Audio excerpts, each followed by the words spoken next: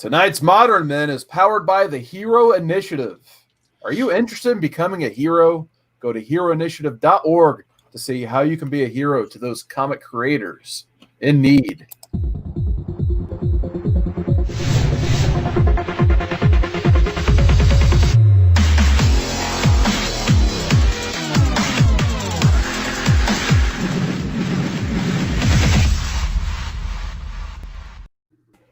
Hey, what's going on, guys? We're back. It's Monday night, and we're live.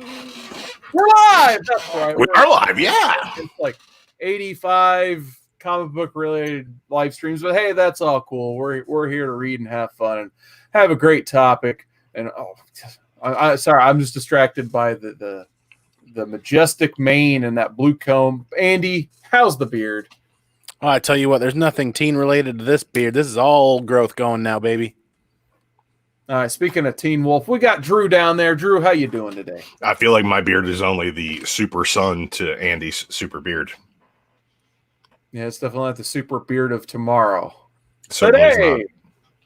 All right, let's get to the chat. We've got Chris Barrett is in the chat. What's going on, Chris? He says Barrett316 says he was first in the chat. And, of course, my favorite, the Stream Elements Robot. What is going on? And we just had Vincent McLean in the Comic Machine. He's been on Andy Given Thursdays a few times, hasn't he, Andy? Oh, he has, and he's a riot. He's a great time. I like the name. It reminds me of the George Michael Sports Machine. So, like that. I always liked that show back in the day. It was in syndication between the Evening News and Battle Dome. So, good way to spend Sunday nights. But anyway, we got a stacked show, and we got Gaumer. What's going on, Gaumer? What's up, Gaumer? Hopping in. The Gaumer has been doing a new live stream over on Outright Geekery. They had some website issues, if I'm understanding properly, but they are moving their focus to like their Facebook page. So be sure to check out Outright Geekery on Facebook for some awesome content. Nice. Well, we picked actually, we didn't pick anything. This was JB from Discovery Bay Comics. I reached out to our Modern Men chat, and I'm like, what topic can we cover? It was Monday. I had to make a thumbnail before like 12:30 this morning. I'm like, what topics can we cover? And Great Legend came up with one, and JB came up with one. And we're going to cover JB's topic tonight. And then next week, we're going to hit up the Great Legends topic. So big thanks to those guys for coming up with a couple topics for us. So tonight, we're going to be talking about the ins and outs of top 10 lists. So, like, who really benefits from these lists? Is the buyers? Is it the sellers? We're gonna kind of just peel back the skin of the top 10 list and really analyze, like, what does it mean? Are they useful? Are they just for views and hype and, selling books and that stuff? Or are they actually beneficial? We're going to talk all about that tonight. But I want to say hi to a couple more people first. We got Comics Explain. What's going on, man? He's not gone too soon tonight. He is in the chat. And we got the Prince of New Zealand himself in the chat. The uncanny Kyle Walker. What is going on, Kyle? Nice. Good to see you, Kyle. And then Gaumer. He's talking about Daredevil. Next week, we'll be reading Daredevil from Chip Zdarsky. Can't wait to read that one. Apparently, Barrett already hates it. Oh, boy. Can't wait for that. But tonight, we're going to be reading Super Sons of Tomorrow. So, Drew, you used your wild card pick on this.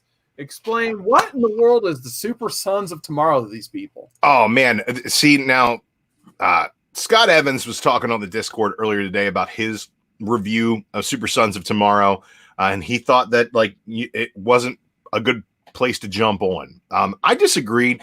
I thought that he had a lot of points there, but this is kind of the most action-packed that the Super Sons gets. It's kind of the most ingrained in DC continuity that it gets, and the most that it's involves the greater universe. So I really, really enjoyed it, and I thought that it was a good place to get you guys kind of hooked on the Super Sons. Carson, I know you've got a lot of love for a lot of the characters that are in this run. Basically, there's only two things you really need to know going into this.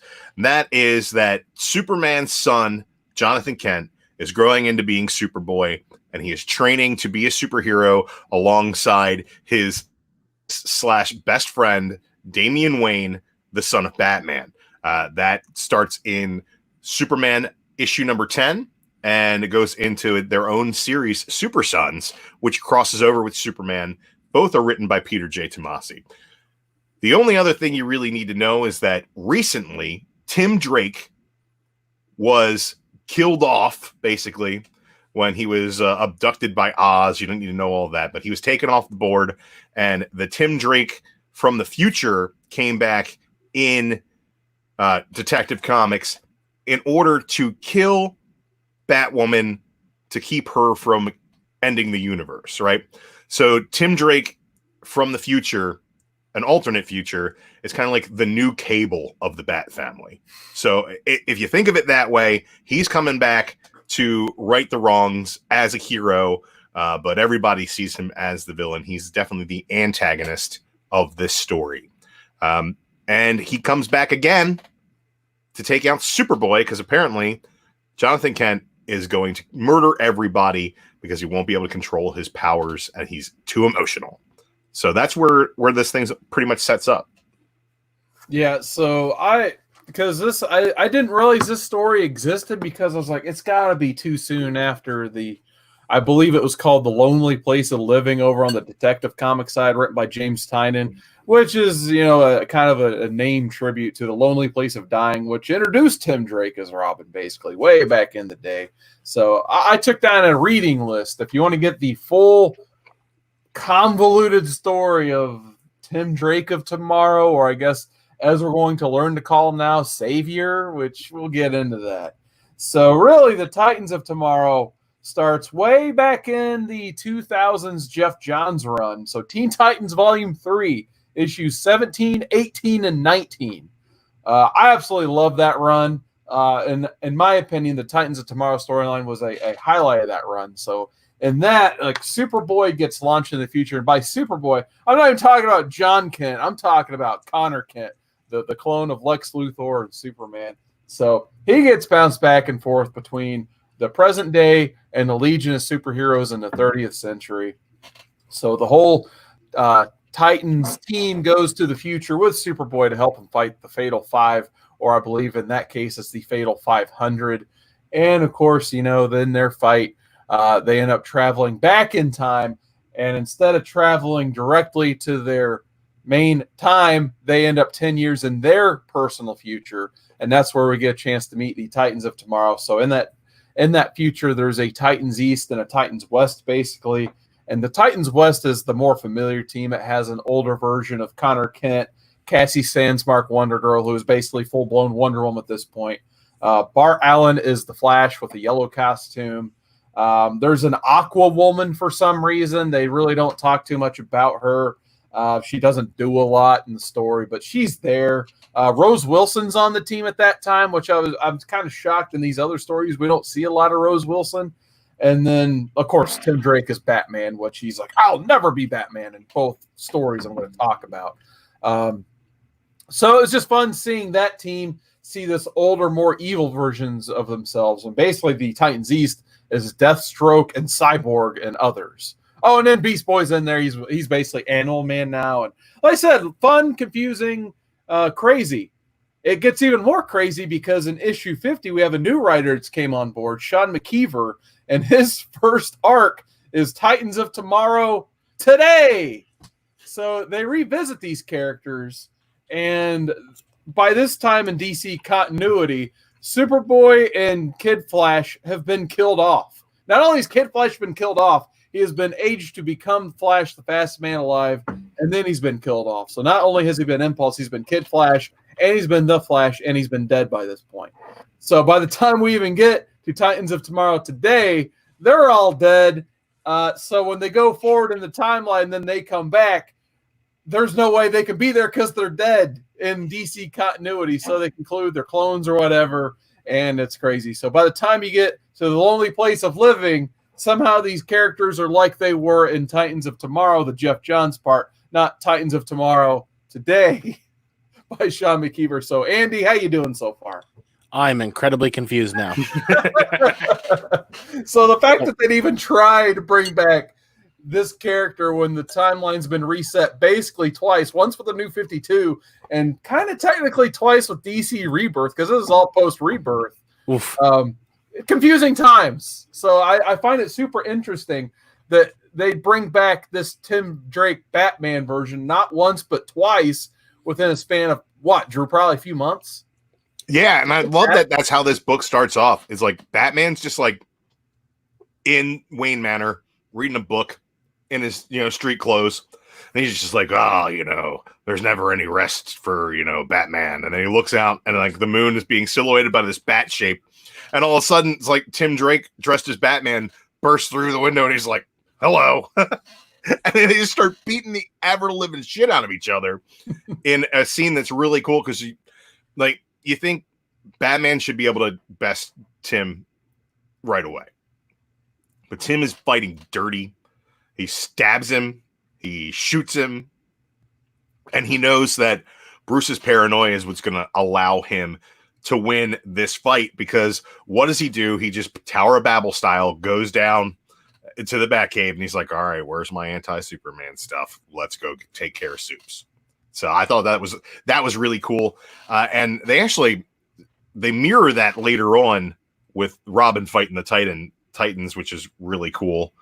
He's got contingencies for all the Titans, same way his dad would, and he's like, "Come on, man, of course I do." Batman's son. Here he says like twice. He's like, "I'm Batman." And they're like, "What? What'd you say?" He's like, "I'm Batman's son." Before we keep going, I do want to have a special shout out to the Mastodon. Today is his birthday, so a big, huge happy birthday to our friend Don, the Mastodon. I'm eating like a cauliflower hash. It's rice cauliflower, a little bit of cheese, some bacon, and some spinach. There you go. We also got another big shout out for Bob World. He is in the chat tonight. What is going on, Bob? We got Ryan Hayslip. What's going on, man? Nice to see you in the chat. So, Andy, we've heard kind of Drew and I's like interpretation and experience with the stuff of tomorrow. What are your initial thoughts on all of this? I'm actually more confused now that you attempted to explain everything than I was when I read the book. That's how DC continuity works. The idea of a time-traveling Batman was actually really cool. Tim Drake moving through time, trying to write some of these things, in his eyes, write some of these things. And the bathroom scene battle, the battle in Wayne Manor between Batman and Tim Drake was awesome. He slaps him with a sink. He picks up an entire sink and hits him with it. And then something as mundane as the cup that everybody puts their toothbrushes in, he smashes that over his skull too. I really enjoyed that quite a bit. I just don't know that the Teen Titans has ever really been my thing, or it's ever really interested me that much. But the way they've woven this together, it does make me want to read and understand a little bit more, and keep kind of digging. Because honestly, I'm not really big into superhero teams, and then when you get a team of preteens together, it's kind of less interesting, at least from where I sit. But then you throw in Tim Drake into this, and then you throw in everything else of the way it's happening. I'm like, well, it actually was not only it wasn't a struggle to read it. It didn't take me 6, 7, 8 hours to read. It was a very pleasant read, and I enjoyed it quite a bit. Nice. Yeah, I mean, for me, I really did enjoy it. Like I said, I was a bit surprised they decided to have this Tim Drake of tomorrow come in this almost revenge style storyline, want to kill somebody off in their timeline, because I feel like that was kind of too similar to what James Tynion was working on with Lonely Place of Living, where basically once Tim finds out he's in a flexible timeline now, because obviously when he figures out that Connor Kent doesn't exist once him and regular Tim Drake get back to Gotham, that's when he's like, I'm going to go kill Batwoman because she's responsible for everything bad that's happened. And then somehow by the time you get to this, he's like, I'm going to go kill off Jonathan Kent because he's responsible for everything bad that's happened. I just felt like it was a little too similar for me, and I don't know, for some reason I couldn't get past that. But at the same time, I just since the New 52, I haven't read a lot of Titans either. So I really enjoyed seeing, Batman's son in charge of the Titans. I hadn't really read a lot of the Damian stuff. So that was kind of fun, even though I was very happy at the same time when there's this part where they both have to be knocked out, the Super Sons, and Damien's like, I refuse to be knocked out, sir. You can't do that to me. And then John just goes, boom, and just knocks him out. That was a lot of fun. So as whiny and cry as Damien can be, I still enjoyed his time in this book. They didn't overbook the territory with him, basically, so to speak. They didn't overuse him, so I kind of enjoyed that aspect as well. But yeah, it just kind of reminded me, though, at the same time, like why I don't read the Modern Titans stuff. The existing team here, I was happy to see a lot of familiar faces, but I just, for some reason, their dynamic seemed off to me. I just didn't like the fact that, like, once they're presented with a choice from Savior, which they beat up Future Tim, and somehow he falls in like a wardrobe closet and emerges as Savior. That was like a 90s scene out of a 90s book for sure. Like, I actually really dug him assembling the uniform. And then he's like, you can call me Savior. And they're all like, all right, whatever. Call you whatever you want. Yeah. They pay him no mind. But the fact that he has everything at his disposal in Titan's Tower because he's Tim and he designed it all is like he comes in and he's basically he's playing on his home turf, which I really dug that about the book. And I agree. I think it's maybe a little too much too soon after the detective stuff. But I enjoyed this way more than I enjoyed the detective stuff. Just on the basis of give me Super Sons and Superman and Tomasi and Gleason and that creative team and the fantastic artists that they use throughout this entire run of books is just really, really great. The art never really takes a slip, in my opinion. And that's like one of my biggest judgments on kind of DC. Is like a lot of the New 52 stuff, the art just took a backseat, and they had that DC house style. And nowadays, it's like if it's not a marquee title, it's not going to look good, in my opinion. And I think that all three of these books had a consistent level of presentation. And when they crossed over, it was really great. Three of my favorite must-read books of the era. And when they crossed over, it's like, come on, give me more of this, more of this. I really loved Tomasi's Superman and the way that he made Clark flawed by making him a father. And every decision he makes, right or wrong, is going to have positive and negative repercussions on the way that his son develops. And I think that I really enjoyed how John had that same exact experience, but in a different, like more from a peer level with Damien in the Super Sons book. It's like Damien slowly came to see John as a friend, and not just, you know, a burden, a partner, somebody he has to keep an eye on, somebody he can utilize as a superhuman, just as a tool, which is how he initially felt about John. But now in this book, you see that he has genuine concern for his friends, and he might not want to admit that, you know, they're friends, but at the same time, he has genuine concern for this person, and their connection's great. And I loved when Damien took over the Titans. He's one of my favorite DC characters. He's my favorite Robin, and I enjoyed watching him interact with the, you know, usual cast of Titans characters kind of crossed over with Young Justice. And this was a great team that kind of ran up until they did what was it called? The No Justice, where, you know, Starfire had to go off and be part of Justice League Odyssey, and everybody went their separate ways. And now the team is a little bit different. You got Jin and Roundhouse and all kinds of different characters on there now, but this was a good team for a long time. I like the way that the classic team really melded with Young Justice, and you add Damien in there. It was a really great recipe for fun. And I love the action in this book, like the way that these fights are blocked. Like you feel the weight of the punches. You feel, you know, the powers and everything melts together real well. And you just, the colorful presentation of the art is just fantastic, man. I love this book. Yeah, so that was going to be my question if I missed the book or not. I was wondering if this kind of newly christened savior character has made another appearance, or is this like where his story is cut off so far? It's where it's cut off so far. Okay.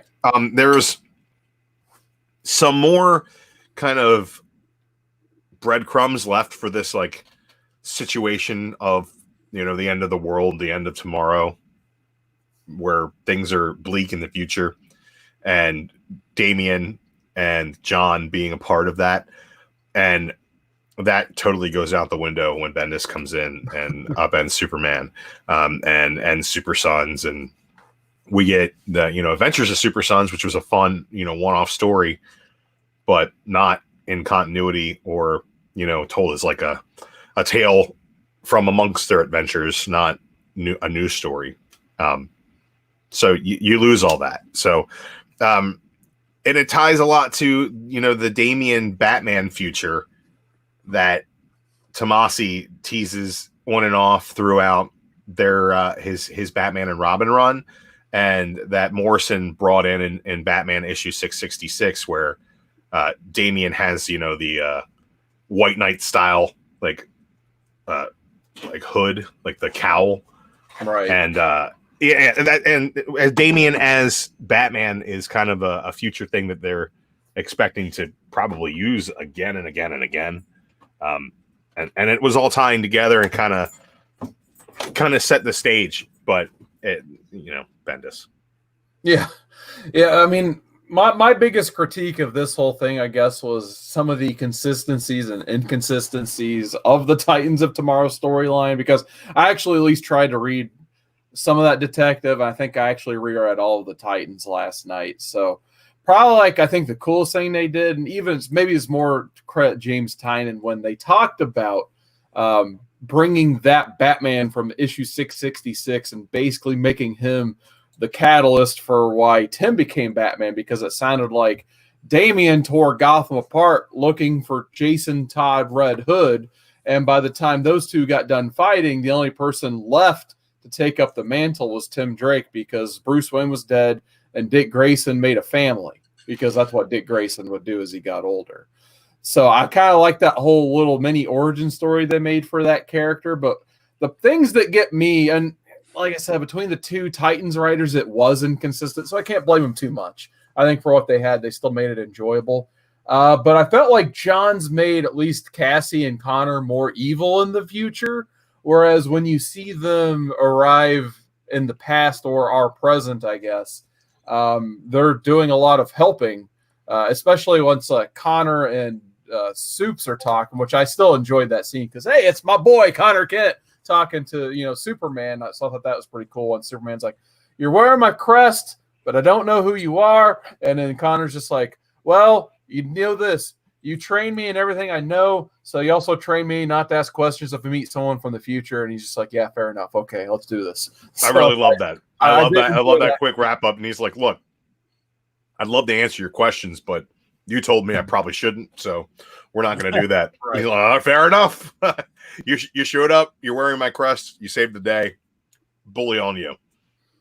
But in the previous, like the John storyline, they're killers. They like, if there's an enemy, they just kill the enemy, and that's what separates them from their past versions. They're almost more like, you know, Punisher style Marvel characters. But the one that really got me is they used Bart Allen for some reason, which I thought was really weird, because if they even acknowledge just the John's run, which is only 3 issues, he's the one who stabbed that team in the back and basically joined Titans East, because he was basically going out with Rose Wilson, who was on the opposite team, and they didn't like that. So I think this is supposed to be before that. Okay, so that would make a little bit more sense then, but still, like, that was a little strange. But I guess, you know, that would make sense a little bit. And the McKeever stuff just fits nowhere in it. It's so random and weird that it's not even really worth acknowledging in this story. But yeah, I did enjoy the fact that, you know, Tomasi saw, I guess, what Tynion did. He's like, I could do a better story than that. And I think he just made a nice, fun read with some, you know, characters that, you know, it's just crazy how those 3 issues of John's Teen Titans have grown into this, basically. So I definitely respect them for making an effort at that. So at the end of the day, I enjoyed this. I thought you would. I thought that that this was, unless we got Super Sons Volume 1 to win the poll, which I didn't think it was going to. I didn't think there would be any other way to get you into that kind of world, that mentality of storytelling during this DC Rebirth time, just to get you to go back and check it out. I was like, you know what? If I heard that Harley Quinn had an episode where the Titans of Tomorrow were there, I know that I would recommend that you watch it. Oh yeah. So I'm like, this is a story that, you know, you're like, you were so happy when Young Justice came back because Connor finally came back. And I was like, Connor came back a little while ago. Can't believe you missed this. And I throw it your way and make sure you had the opportunity to enjoy it. And I thought that, you know, it had enough action and enough like intrigue and character work in it to keep Andy interested for 5 issues of a really quick, really fun, you know, kind of popcorn summer blockbuster kind of movie deal in this story arc. You know, it leaves a lot of questions up in the air. It kind of leaves opportunity for the advancement of these characters, especially in Teen Titans. And but you know, with the Honey Bendis just came in and took a big old shit on all the Superman family stuff. So this was like one of the last things that I really, really enjoyed from Tomasi was this big crossover event. And, you know, I enjoyed the rest of the run, but I thought that this was kind of where it peaked.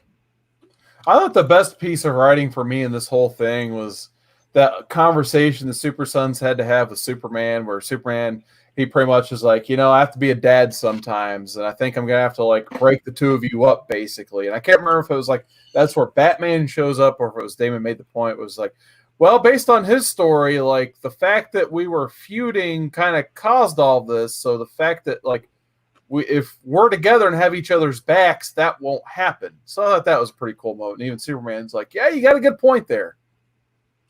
I really liked when they're on the run, right? And Raven is like kind of flop sides. She's like, I see the pragmatism of stopping this event. So she's with Tim. And Gar's with them too, right? And the other Titans are like, let's get them away, and we'll try to split up and do the deal. And Damian and John are on the run first thing, and he's like, you know, what are you doing? And he's like, I'm trying to call our dads. He's like, really? He's like, I said I'd never call them for help, but they need to know what's going on here, and they're not answering. The first thing that Tim does when he comes back, he's like, all right, I don't want to fucking deal with Batman, and I don't want to deal with Superman, so let's just get it out of the way first. Take him off the table. So I really dug that. I thought that them kind of realizing that, you know, this is a serious problem. We need help was like a point for them, a point of maturity that I thought that they never really got to. And I really enjoyed the character growth. I know that's probably something that you guys not reading, you know, the first 8 episodes or 9 issues of Super Sons, you probably didn't see that, but I think as a culmination, I really enjoyed it. And we were talking earlier in the Discord with Scott Evans about, and that's what he said. He said, you know, it wasn't that great, but it made him interested to see what had happened before, and he went back and read it all together and said, well, no, that it was pretty great. So I'm hoping you guys get interested enough to go check out the rest of it. Nice. All right. Copy's in the chat. What's going on, man? Into our final scores, I do want to do some chat shout-outs here. We just had Comic Books NYC. Kavi is in the chat. What's going on, man? Wish you the best of luck and take care of that mail situation. That sucks, man. I hope you get your piece of art is all I know. That, oh, man, that sucks. So good luck with that, man. Hopefully that works out well for you. We also got Ruben Guzman. What is going on, Ruben? Nice. He says comic beards a symbol. And I'm like the Super Sons beard, and you guys are like Superman, Batman over there. But you're probably going to trim this thing off soon. But anyway, enough. Don't do it. Don't do it. And we've had Mr. Gretzky 9966. He's a big-time Superman fan. He's got more Action Comics than probably almost all of us combined. So always have to shout out Mr. Gretzky. We got Samuel David. What is going on, Samuel David? He's hanging out in the chat tonight. And we just had Aggressively Relaxing hop in the chat. What is going on? All right. That all being said, Andy, I'm going to let you score this one first. What is your score for Super Sons of Tomorrow? It's always tough kind of scoring books that you don't have a lot of history with or teams or characters or anything, because I feel like no matter what score I give, it's just kind of not the big, it really is not the big picture. I'm going to go with a 9.0 on this, with the thought process that it could be grading a lot higher had I known more going into this, or maybe if I read it a few more times. I did like some of the comedy aspects inside the fight scenes. Like Drew said, the fight scenes carry through really well. The art is very well done, very well balanced. I love the use of colors in here. And at the end of the day, it was a fun read that wasn't taxing, that I didn't have to go back and read 20 other things to actually enjoy this read. So actually, no, I think I'm going with a 9.4 on second thought. I'm going with a 9.4 on that. The more I think about it, the more it's kind of creeping up there. Nice. Drew, what are you I'm scoring? going with a 9.4 as well. I think that this story definitely has its shortcomings as far as kind of being the third act of this Super Sons like kind of saga that they got going on here, that started 20 issues prior in Superman, and had its own series kind of to develop, and Damian had his time to develop on the Titans as well. But I think that Damian is kind of the main character of this book in a lot of ways. You're seeing John's trauma through his eyes, and Tomasi writes Damian better than anybody else does. He also, Jurgens created John, but Tomasi gave him all of his personality. Tomasi was the number one writer of Jonathan Kent through his existence until Honey Bendis decided to completely ruin everything about him. So at that point, you're talking about characters that are being developed by the intended writer. I think that I like what Morrison did with Damian, but he was an asshole. He hadn't had any development till that Batman and Robin run. This is kind of the culmination of all that, man. So I really like it as the way it pulls everything together and shines a light on, some what if kind of Elseworld style storytelling that I really love whenever we get a little, glimpse into another universe. And I think that the way they utilize Tim as Cable, basically, in this story, I dig it, man. It's a very Marvel kind of thing to do. And I thought it was fun. Yeah, I think I'm going to give it a solid 9.2 myself. I definitely dig the Tim as Cable. I never really thought about Cable, but now that's the nail right on the head. That's a good way to put it. My kind of only wish from this is I would have rather saw more of the Titans of Tomorrow and less of the actual Teen Titans. For whatever reason, I just didn't care about the New 52 version of this team. I'm kind of glad they got Starfire back to semi-normal. I did enjoy seeing Ed Bennis back on the art duties for an issue. I thought that was great.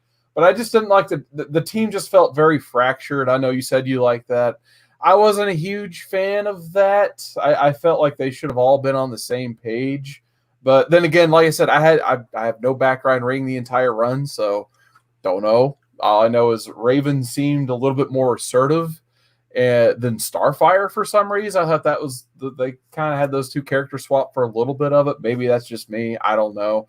Beast Boy, he seemed pretty on the money. Whatever Raven does, he's going to do. So I at least dug that part of it. But yeah, I was just happy to see that, the Titans of Tomorrow, it wasn't a forgotten about storyline. So I really enjoyed, seeing those versions of the character come back. And it is bittersweet as it is to not have John. I'm glad maybe this is one of those storylines that someone's like, yeah, maybe we should start to get those good characters back. But hopefully one day we'll get them all in the right spots. We'll have young Jonathan Kent with a teenage Connor Kent tutoring him. What Drew, you pitched a book once, I think. I love the idea of like Superman gets stuck in, some alternate dimension where he's like, he's just stuck there for a while.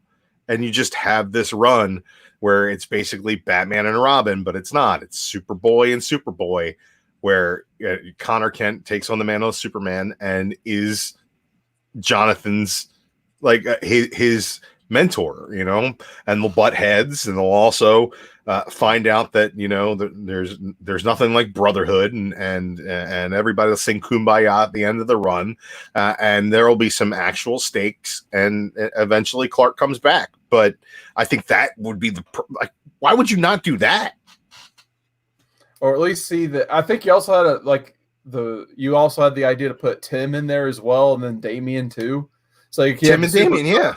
And then you have the best friends basically, right, tutoring them, and then obviously there plenty of hijinks would ensue there. How about this? How about you make a 12-issue maxi series where it's a team up between the Super Sons of Tomorrow and the Teen Titans of Tomorrow, and it's kind of like you meet in the middle, and you have a little 12-issue team up, and you call it World's Finest Ist.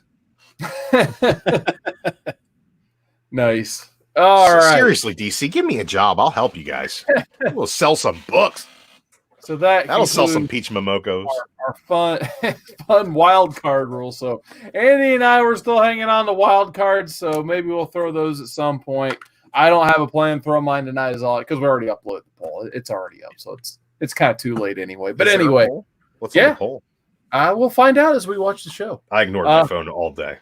But before we get into tonight's topic, there are a few things I need to address. So first off, if you guys haven't gotten to Mainframe Comic-Con already, definitely do so. There's been more guest announcements. And one I thought I had to scoop on, but it's already on the website. But Chad told me I could announce it anyway. It's public knowledge.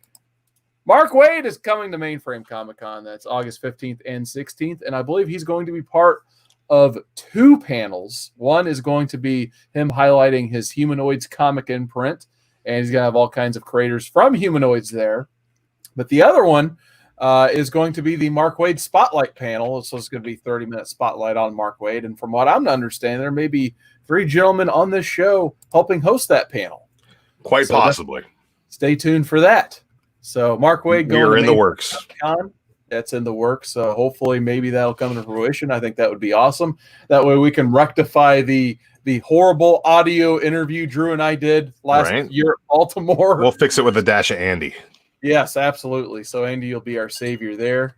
See, savior, pun intended. And then I definitely want to give a special shout out to our friend Rob Potsy Potchek.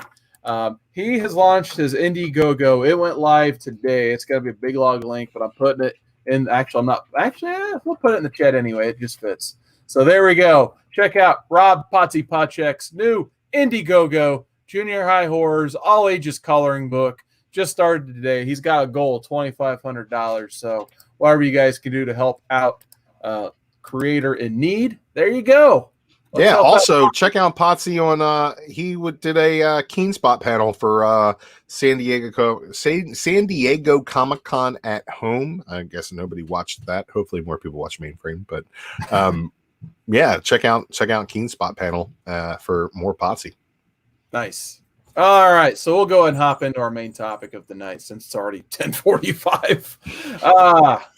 So we're going to talk about the fun of top 10 lists. And Andy, I know you like yourself some top 10 lists sometimes. So I'll pose this question to you first. And once again, big shout out to Discovery Bay Comics for the topic idea. So Andy, top 10 list. Who benefits more, buyers or sellers? Ooh, this is a loaded question. The beauty is really in the eye of the beholder and how you utilize this information. And, it depends on how you apply it, too. I feel like the top 10 lists are more importantly, first and foremost, a sell list of what's hot, what's going on, what people are interested in. I know the 3 or 4 major top 10 lists that are out there right now most of them are basing their data. They're utilizing data from like Go Collect and other resources. And there's one list where somebody's doing all the legwork themselves, doing all of the research online and collecting all that data. So there's a few different ways of looking at this. You can either look at it from a standpoint of, well, I want to build my collection based on stuff that's being talked about now and is hot now, and you can buy it off of these lists. Or you can utilize that as a list of what you want to sell, or, it's like market trends. You know, if you think about stock markets or anything else that people collect, you know, paying attention to what people are buying and looking at curves and trends is the more important thing to take out of these lists. Is instead of focusing on the individual books, look at the trends. Supplements Comics does it every week, market trends, and they're probably like 3 months ahead of all of these lists. So that's one show to utilize as well. I mean, it's really depends entirely on the perspective of the people viewing the list and how they want to enjoy that content and how they want to absorb that content, because you can look at it about 3 or 4 different ways, to be honest with you. What about you, Drew? What's your opinion on all this? Here's my opinion. Who made the list? Is the person who's in charge of making this list selling comic books for a living? Don't trust that list. It's market manipulation. That's all it is. If you're not selling comics, if you're, you know, it's a collector who just wants to make sure that, you know, people are getting this information because it's something they've come across. That's a list I trust. I'm not so much for a top 10 list that comes down every week, because there's not 10 books that are going to be worth extra money every fucking week. There's just not. You know, maybe one a month that is a legit speculation pop that it just goes above and beyond everything else, but everything else is just kind of manufactured. I like to utilize sources beyond top 10 lists. You know, I know that like TiVo and Lords of the Long Box, they do the cover price top 10. They do that thing there, but like when they tell you about the long-term spec list on their regular show, that's not something that, you know, TiVo doesn't have, you know, 20 of these books on his, you know, eBay site ready to go right now. That's not why he's telling you about these things. Yeah, maybe he's got a play on it long term, but they're looking at these things and showing you trends and just giving you content, as opposed to, you know, no, these are the top 10 hot books you need to buy this week. There are not 10 books anybody needs to buy this week. You know, there might be one really hot variant or one really hot story that everybody's following that this might be under ordered or something of that nature. Occasionally, you know, there's a little nugget of knowledge, but there are not 10 new books that come out every week that, you know, are going to make you money. That's not a thing. Anybody who's, you know, saying, you know, oh, I have these books for sale on my eBay page, but they're getting hot. Bullshit. Because if they were getting that hot, how would you have so many of them? This dog, I swear, in and out one more time, motherfucker. Go lay down. But I mean, come on. I got 1 million books. I want to sell these books. I'm going to tell you that they're hot. And that's really all there is to it. I don't trust top 10 lists. Yeah, absolutely. So, yeah, I mean, my short answer was going to be seller, just because I feel like if you're the buyer and you're going off solely top 10 lists, then you're probably just going to end up running out of money real quick. Obviously, the point of top 10 lists is, I mean, sometimes I don't mind viewing a top 10 list on YouTube or reading about one and being like, oh, that's cool, I have that book. Oh yeah, I already had that book. Cool, I have. Maybe I'll look for that book in a dollar bin, what have you. But you probably won't catch me looking at a top 10 list and like, oh, that book went up to $20. I'm going to try to buy it for $15 this week, and then no, that's not the way I collect, basically. So I get the way a buyer would look at it, and you know, drift their collecting toward whatever that list would suggest. But at the end of the day, yeah, you made an excellent point. Like, who's making that list? Obviously, if someone puts, I don't know, like I just sitting here, I have a win number one. If win number one makes a top 10 list and that person has a bunch of these on an eBay store, that should probably be an automatic red flag. So now I get absolutely what you're saying. But before I show my big example of my favorite top 10 list spoilers, I want to say hi to some people in the chat. We got my first subscriber ever, Fish Tropic. What is going on, man? Nice to see you in the chat. Chris we got Barrett has a new catchphrase. If I see him type wallowing in the muck of avarice one more time, like you keep saying that thing, I don't think it means what you think it means. We got William Bird hopping in the chase. Says, I despise these lists. Reminds me of Wizard magazine manipulating the market back in the day, hyping back issues. How'd you know what I was going to say next, basically? So, yeah, he just, that kind of spoils my next topic, but we're going to do it anyway. And just joining us, we got someone new to the community, Black Lantern Corps. What is going on, Black Lantern Corps? Nice to see you in the chat. Hope you're enjoying the show. But yeah, I was going to say, like, my ultimate example of why I don't really trust top 10 lists or take them to heart is the good old fashioned Wizard Hot 10 list. Like when I was growing up, like, oh my God, if it's on the Hot 10 list, then I got me a big money book. And I guess I should have used the bookmark here. But I mean, for instance, here we go. So their top 10 list, and I always got to get Wizard 39 because number one on their list, and it was almost like this on like the next 5 or 6 issues of Wizard, I remember.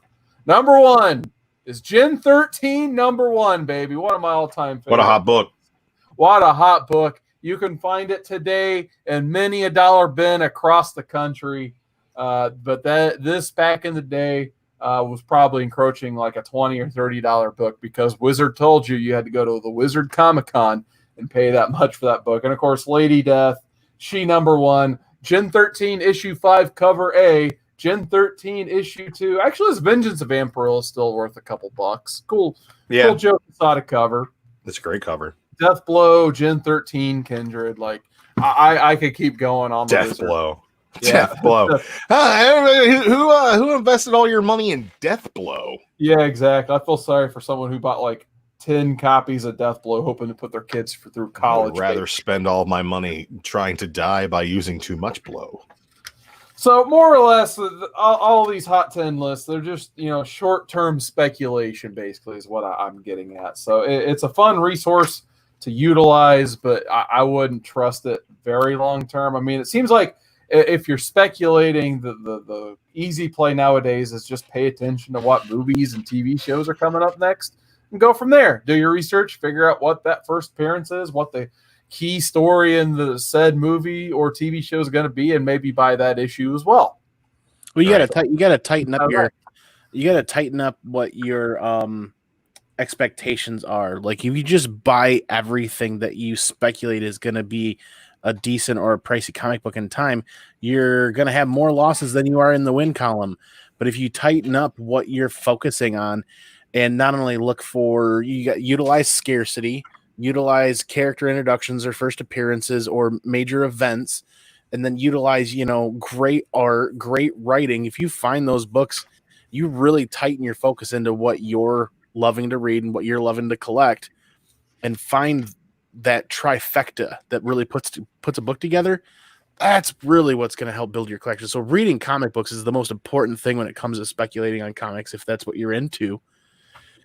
Black Lantern made a really good point earlier. The top 10 lists are BS in his humble opinion. You want to know what you should really double check on and check out is JP's Budget Collecting on YouTube. JP's Budget Collecting comic book channel.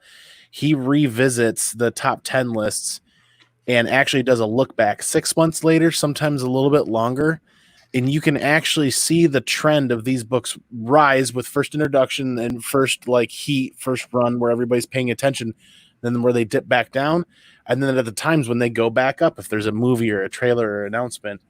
So JP's Budget Collecting is kind of considered a top 10 list show, but it's a look back, and it's probably one of the most important shows on YouTube right now.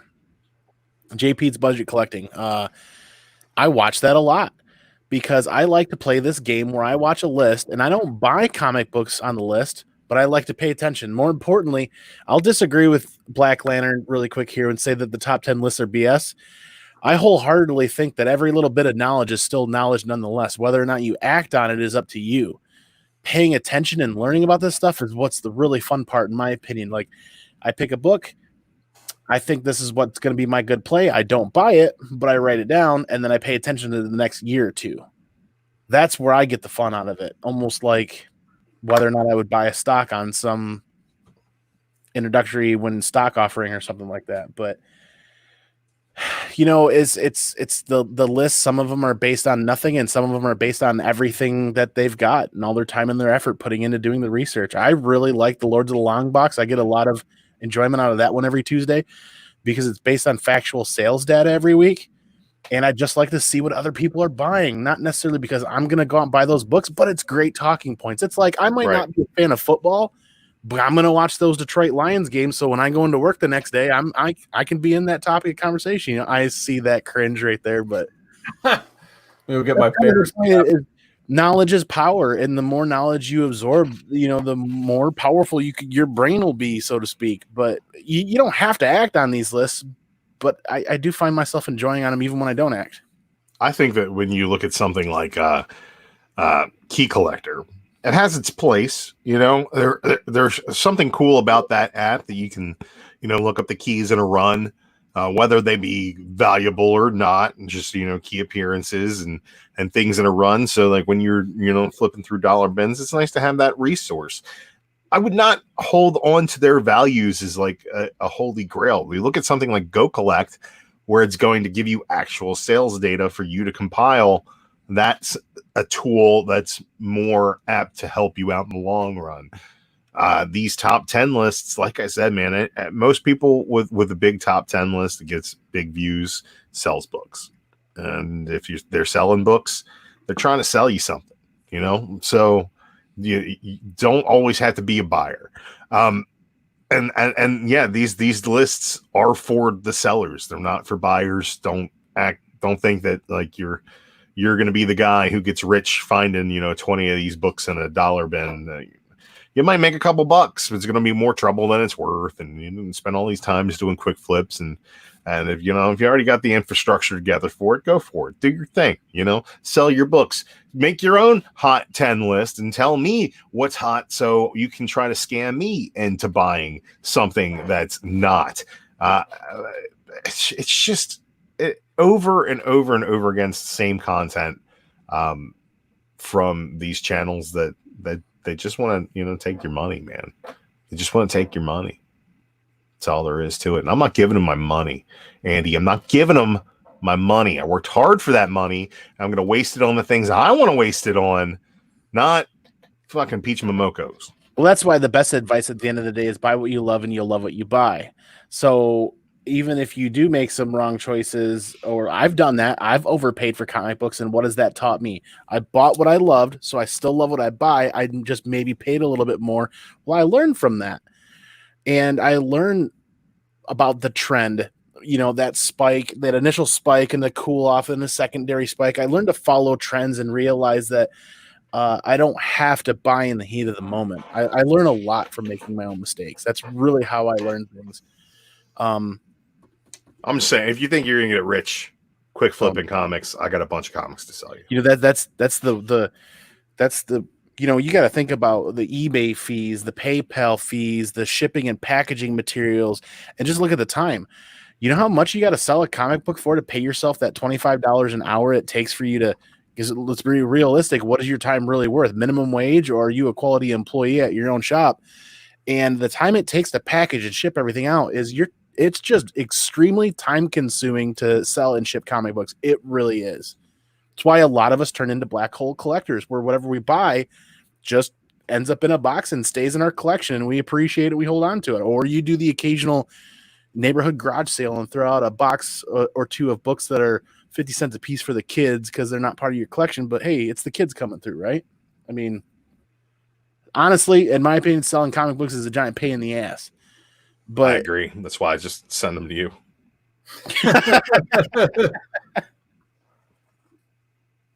Nah, reminds me, I got another package I got to send you there, Andy.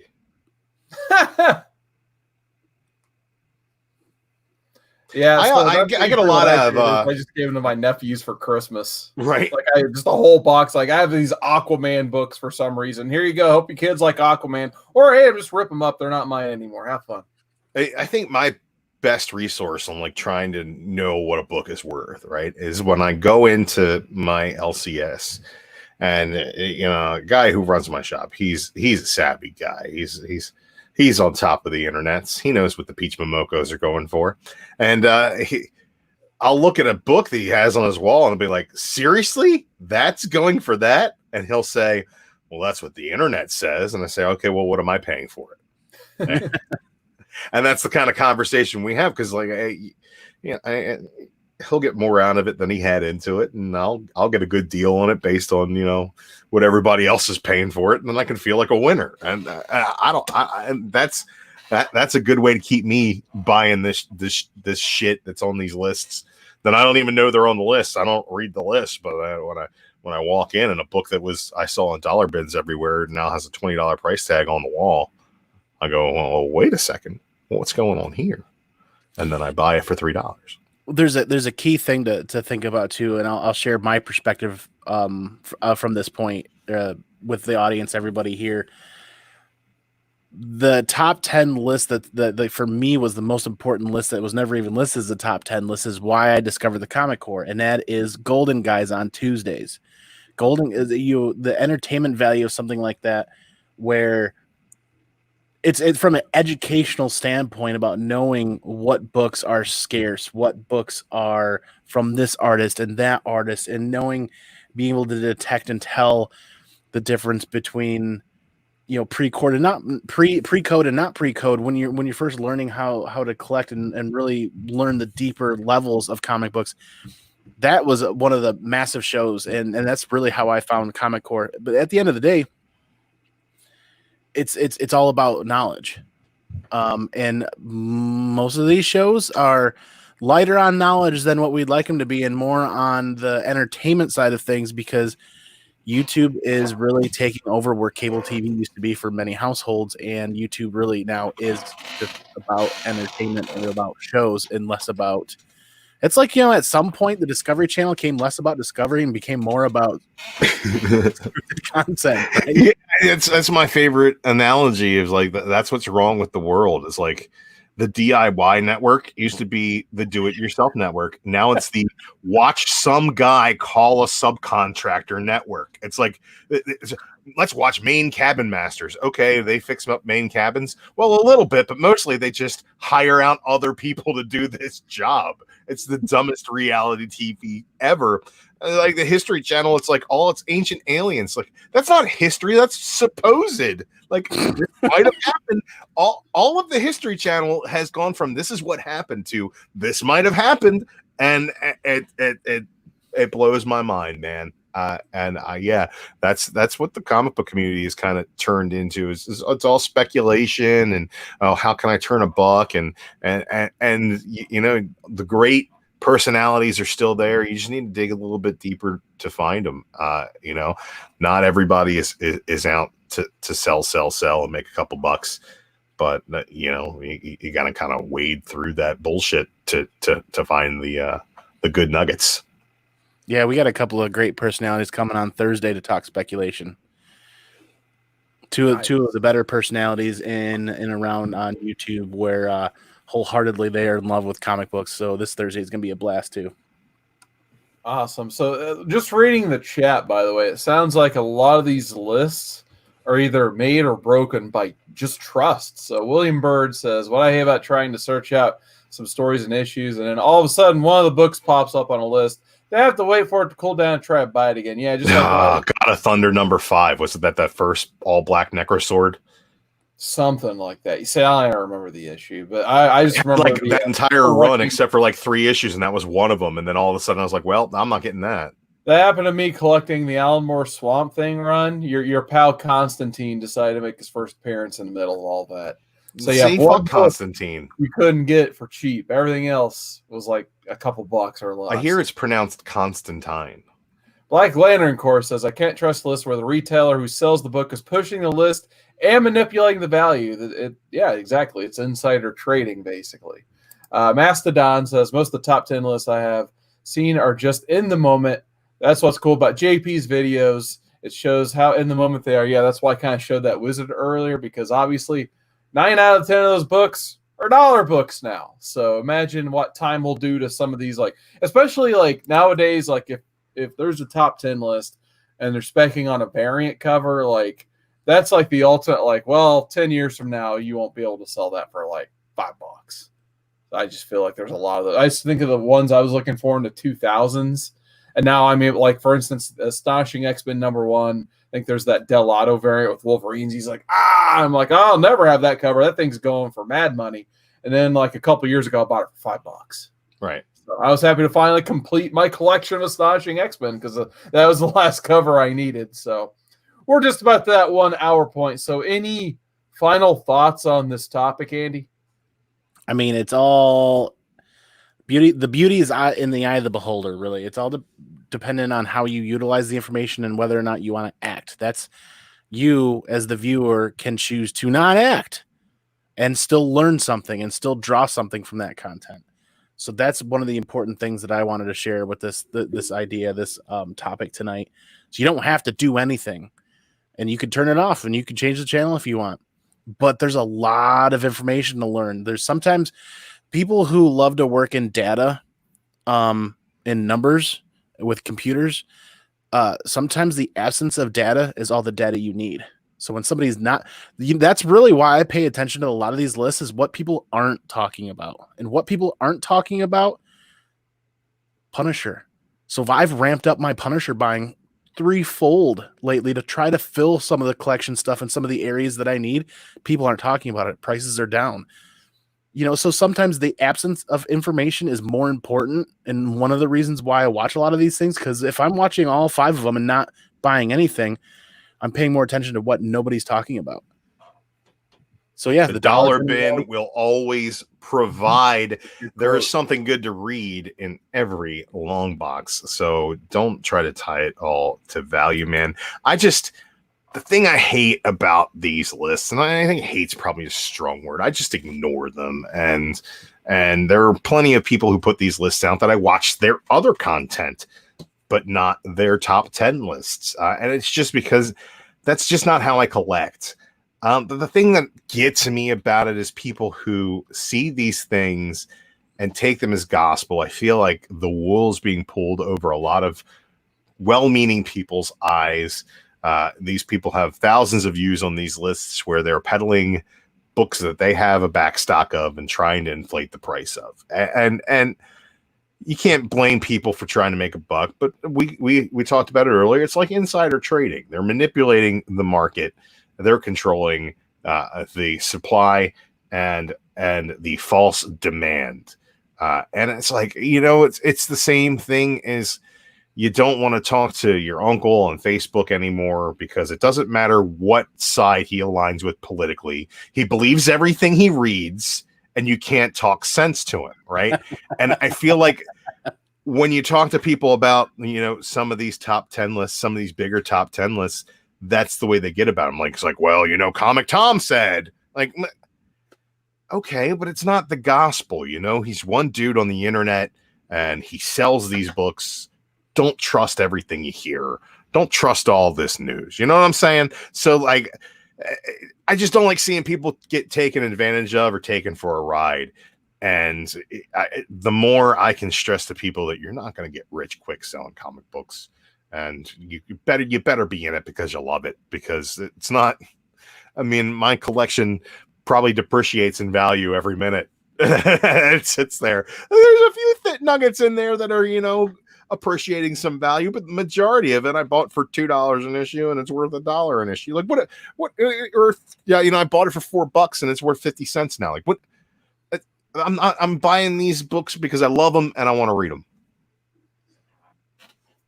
Great Legend shows in the chat. Shout out to Great Legend. He's playing some Marvel vs. Capcom 2 over there or something. But anyway, my final thoughts. Andy, I think you put it perfectly. Sometimes it's a great resource to see what everyone's not collecting, and you go collect that, basically. So that's how I've loaded up on, like, my Silver Age Phantom Stranger stuff. I absolutely love having those books, like all the DC horror stuff from the 70s.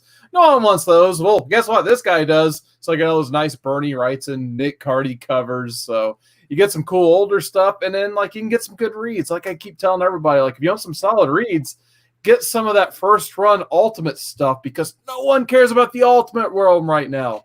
You can get most of Ultimate Spider-Man for $1 or less. Ultimate X-Men, like the first 50 issues, is pretty solid. I recommend going and getting that for $1 or less. Both Ultimates 1 and 2 from Mark Millar. You'll be happy you did when you see how the X-Men probably show up in the MCU, because most of the MCU is based off the Ultimate Universe. Yep. So there's a whole, and then most of the 2000s DC, like all that Green Lantern stuff. Well, now with the whole HBO Max stuff, I would probably try to get that sooner than later. But for a while, almost all of the John stuff was $1, including Rebirth #1. So there's a lot of great print runs on those are really high too, because it was one of the best-selling books of the day. That's why, a lot of people put a lot of inflated value on that Batman run from that era as well. But they were all some of the best-selling books. They're all out there. You can find them. All right. So I think that pretty much wraps up our topic. But I did get an anonymous email from the Raw General Manager, a.k.a. Chad, earlier, and he said I could make a couple more announcements. So, in terms of Mainframe Comic-Con, which go to mainframecomiccon.com for more information, it looks like we're going to have Michael Avon Oming there. That'll be good. That'll be a lot of fun. So let's see here. Oh, we're going to have a deceased panel, it looks like, with Tom Taylor. So Tom Taylor's going to be there. That's going to be awesome. News. I love Tom Taylor. Definitely check out Mainframe Comic-Con. It's probably already... Oh, and an artist, Trevor Hairsign, will be joining him as well. So, can I sneak in some questions about his Suicide Squad run? Because it's really amazing. I'm sure if you get in that panel, hit that super chat, you can ask all the questions you want. So, once again, Michael Avon Oming, can't wait to see that guy at Mainframe Comic-Con. And the creators, the deceased, Tom Taylor, man. Many of these creators are going to be available for private meet and greets as well. So keep your eyes peeled for more information about private meet and greets with some of these creators. It's going to be a really great opportunity. Awesome. So we're going to start wrapping up our show, guys. If you like tonight's show, don't forget to like, comment, subscribe, leave the thumbs and all that good stuff. But Andy, where can people find you? Oh, boy. Every Monday night here on The Modern Men, where we read some amazing reads every week. You can find me on the Wednesday show, hanging out, laughing, having a good time. You can find me on Andy Given Thursdays. Like I said, we got a couple of great personalities coming up. I'm not going to spoil who's showing up, but Thursday we're going to dive deeper into speculation. Like, we're going to talk. We're going to go 7 layers deep, and we're going to talk about defining it. Like a bean dip. Yeah. Ooh, 7-layer dip. I'm kind of hungry now. We're gonna define it, and we're gonna talk about it, and we're gonna go and spend a good hour and a half on that. And you guys can find me on my own channel where I do some video editing and experimenting for fun. And we just did the Pinkies Out podcast yesterday, where we moved the mobile command center to a campground and drank a 6-year vertical of a 15% beer. And the 3 of us had such a rough time with that it took me all day to recover. So Pinkies Out podcast on Anchor FM and your other favorite podcasting devices. That episode will be up soon. DruManchu. Oh, God. Oh, I still hurt.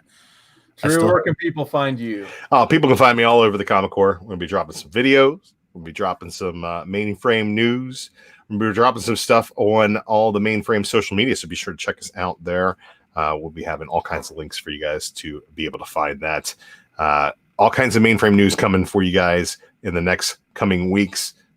It's just going to be nonstop barrage of awesome things flying at you in the month of August from the Comic Core. And beyond that, find me roaming the range, riding my horse. You're doing the new comic book day show off every week still, aren't you? Yeah, man. Yeah. Editing that and throwing it together. I've really enjoyed that because I got to do that tonight or tomorrow. I can sit back, I can play, and I can just watch what's going on without having to absorb a lot of communication or discussion, Yeah, it's a whole lot of random sweet comic book covers and some royalty-free music coming right at you. Nice. Well, you can find me here on the Comic Core Modern Men every Monday. Also on the Friday show, Comic Core Roundtable. Check out Drew and I along with Cat Ren Figures, Great Legend Show. And, of course, Chad, the main man here at the Comic Core as well. Tomorrow you can click on this channel and watch the Golden Guys 10 p.m. Eastern. Wednesday, the greatest show of all time. Thursday, Andy Given Thursday. But you know what? Next week, we'll be reading Daredevil by Chip Zdarsky. Week 45, we're going to have the Infinity Gauntlet special. So I believe we're going to try to get a few special guests for that. So I can't wait. I'm assuming it's going to be Andy's first time. Now, Drew, this is one of your favorites ever. So love it. we'll be reading that. But we haven't decided what we're going to read for week 44. So how are we going to decide that? We got a poll in the community tab. So go to the Comic Core main channel page on YouTube. Click that community tab. You can pick from 5 different items. We got Sandman by Neil Gaiman on there. The Sixth Gun by Colin Bunn. Thor by Jason Aaron. It's the first time it's ever been on the poll. So are we going to read that Jane Foster Thor? We'll see. TMNT Ongoing by Kevin Eastman and Tom Waltz. It starts off the phenomenal IDW run. And Fantastic Four Unthinkable by Mark Waid, Mike Wieringo. My personal favorite title from that part of the run. That's where you get to see Dr. Doom. He adopts the powers of magic on top of the powers of science to take on the Fantastic Four. One of my favorites. It's a tough pick for me this week, I know. But all I know is, guys, we're out of time. Going with those heroes in a half shell. Turtle power, man.